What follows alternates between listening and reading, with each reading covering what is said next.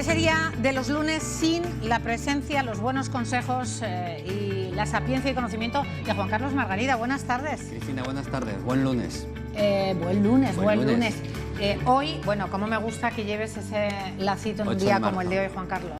Vamos a hablar de independencia, de posibilidades, sí, de optar por alquileres, por compra, hipotecas, algo muy, pero que muy necesario. Sí, la verdad es que cuando la gente joven se va a independizar, una de las inversiones más importantes que tiene que hacer es la compra de una vivienda o el alquiler de la misma, ¿no? Mira, hoy precisamente he preguntado a los alumnos que qué harían ellos, ¿no? En un momento que después lo vamos a preguntar en la calle. ¿Y qué te han dicho? Y me han dicho que fundamentalmente alquilar porque no saben si van a cambiar o no de sitio de empresa o de sitio de residencia, fundamentalmente, ¿no?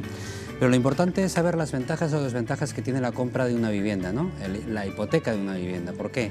Porque las ventajas que tiene es que estás haciendo un ahorro a largo plazo, es una inversión a largo plazo y que te puede servir para tu jubilación con una hipoteca inversa dentro de unos años, ¿no? Sí, hablamos de ello. Claro, las grandes... ¿Qué planteamiento deberían de hacerse los jóvenes, o no tan jóvenes, porque ahora ya se independizan ya a más edad que hace décadas, pero ¿qué se tienen que plantear? ¿Cómo tienen que decidir si optar por alquiler o por compra? Pues mira, es muy importante saber si van a permanecer en la ciudad mucho tiempo o no. Todo depende del tiempo que vais... ¿Mucho tiempo cuánto es? Pues más de 10 años aproximadamente. ¿Por qué? Porque si tú compras una vivienda, te obliga de alguna forma a incurrir en unos gastos iniciales, que vamos a hablar ahora de ellos, y además después cuando te vas a la otra ciudad, a otra empresa, tienes la vivienda en propiedad pagando hipoteca y tienes que irte a otra o comprar otra o estar en alquiler y al final se duplican los gastos. Entonces tienes que tener mucho cuidado en eso, ¿no? Entonces a lo mejor al principio te conviene el alquiler y después ya una compra en cuestión. Lo que sí que es cierto es que tenemos unas desventajas como es el cambio de domicilio, por ejemplo, y tenemos otros problemas que es al inicio. Cuando nosotros estamos haciendo la hipoteca o estamos creando una hipoteca, nosotros tenemos que tener el dinero suficiente para cubrir los gastos iniciales de la hipoteca, porque se está estimando que el 10% de lo que nosotros vamos a pedir de dinero tenemos que pagarlo al inicio en gastos. Es decir, si pagamos o hemos hipotecado en 100.000 euros... O sea, si tú encuentras una casa de 150.000 euros... 15.000 euros aproximadamente tienes de gastos iniciales, más el IVA, la escrituración, etcétera, ¿no? Aproximadamente.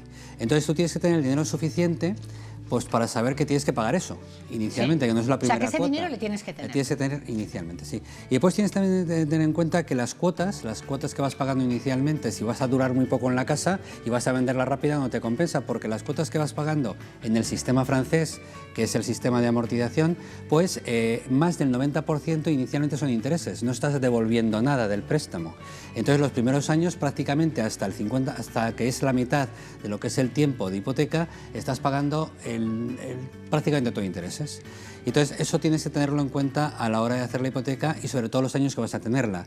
O sea, la casa se compra para perdurarla en una serie de años o a lo sumo vender y volver a comprar. Claro, eso es que eso es muy importante. Sí. Eso luego, si te parece, en unos instantes volvemos a ello. Sobre esos 150.000 euros tenemos que tener 15.000 para gastos.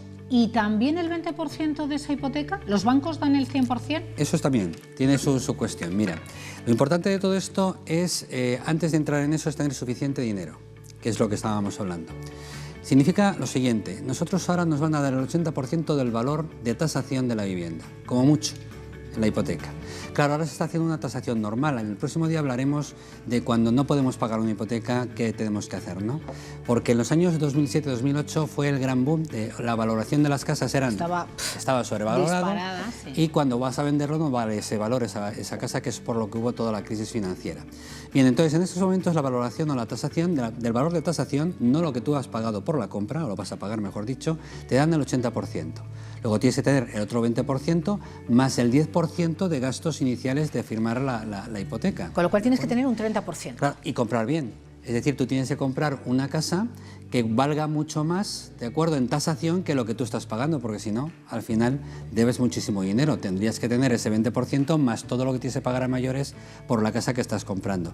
Por tanto, hay que saber comprar, ¿no?, en el momento oportuno y saber que el valor de tasación coincide prácticamente con el valor de compra, porque si no se desvirtúa absolutamente todo en este tema. La tasación corre por parte del futuro comprador o del banco. Quiero decir, nos tienen que obligar, nos puede obligar el banco. El banco te obliga a hacer una tasación porque, claro, te van a dar el crédito. Y claro, entonces... no, pero digo que si el tasador le tiene que poner obligatoriamente el banco o puede ser... Puede ser de cualquiera, no tiene por qué ser especialmente del banco. Es un tasador oficial que tase la casa y entonces sobre eso se aplica el 80% del préstamo. Después tenemos las cuotas y antes de entrar a hacer la pregunta... Sí. Eso las es muy interesante. Que se pagan mes a mes, ya hemos estado hablando al principio de que de alguna forma más del 80% o 85% van a ser intereses al principio, ¿no? Entonces, el problema de las cuotas es que tienes que tener capacidad de endeudamiento. Es decir, lo que se aconseja es que la cuota del préstamo no supere más del 30% de todos tus ingresos del mes.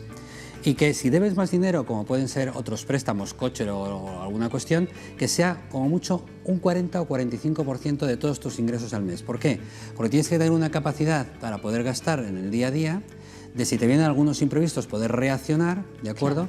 Y tener de alguna forma esa capacidad, si es posible, de ahorro, porque tienes que tener de alguna forma no solamente el ahorro... Todo esto el banco se lo plantea. Hago de abogado del diablo para las personas que están en casa. El banco cuando accede a conceder un crédito o lo deniega es pensando, entre otras cuestiones, en eso que estás diciendo. Tiene que ver tu capacidad de endeudamiento y si puedes devolver ese préstamo que te están concediendo, porque evidentemente existe un riesgo, una posible morosidad.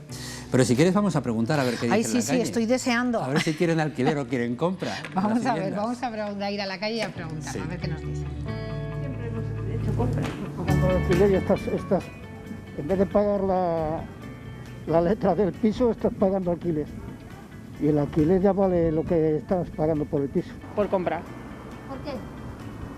Porque es una inversión. Yo lo veo más como una inversión que puedes dejar a tus hijos o... No sé, prefiero más una compra que un alquiler. Siempre hemos comprado.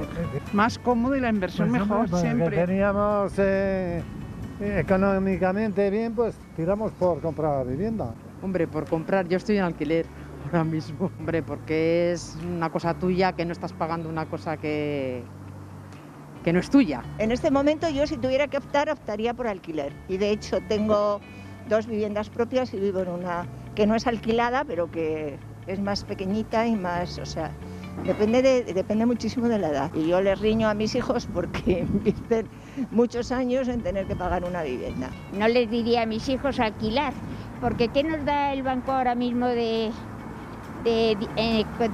cuando tenemos el dinero en el banco? ¿Qué nos dan?